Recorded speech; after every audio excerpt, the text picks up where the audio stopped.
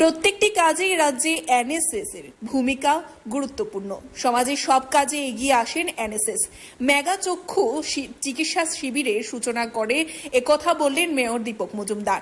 শনিবার বাণী বিদ্যাপীঠ স্কুলের এনএসএস সেল জয়পুর মসজিদ প্রাঙ্গণে এক মেগা চক্ষু চিকিৎসা শিবিরের আয়োজন করে। উক্ত শিবিরে উপস্থিত ছিলেন মেয়র দীপক মজুমদার ছাড়াও উপস্থিত ছিলেন বিশিষ্ট চক্ষু বিশেষজ্ঞ চিকিৎসক ডক্টর ফণী সরকার সহ অন্যান্যরা। আনন্দিত এবং খুব ভালো লাগছে। আমাদের রাজ্যের এনএসএস বিশেষ করে বাণী বিদ্যাপীঠ উচ্চতর বালিকা বিদ্যালয়ে যে এনএসএস ডিউটি আছে তারা কিন্তু প্রতি সময় সামাজিক কর্তব্য সামাজিক দায়িত্বকে সামনে রেখে এবং এনএসএসের যে চিন্তা পরের জন্য করা সেবামূলক কাজ করা সেটাকে সামনে রেখে তারা বিভিন্ন কর্মসূচি করে। আমিও বিভিন্ন কর্মসূচি আমাদের যাই এবং খুব ভালো লাগে, খুব সুন্দর ব্যবস্থাপনায় তারা কাজটা করে।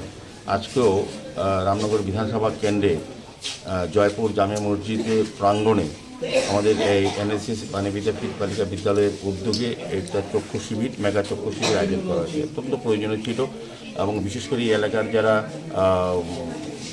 কৃতি সন্তান ওনাকে পারিবারিকভাবে ওনাকে আমি ভালো জানি। ওনার মানসিকতা চিন্তা ভাবনা মানুষের জন্য করা, আমাদের রাজ্যের ডাক্তারবাবুরা অধিকাংশই সেবামূলক কাজ করছে। আমি তার মধ্যে বলবো উনি একজন অন্যতম মানসিকতা সম্পন্ন ব্যক্তিত্ব যিনি মানুষের পাশে থাকেন।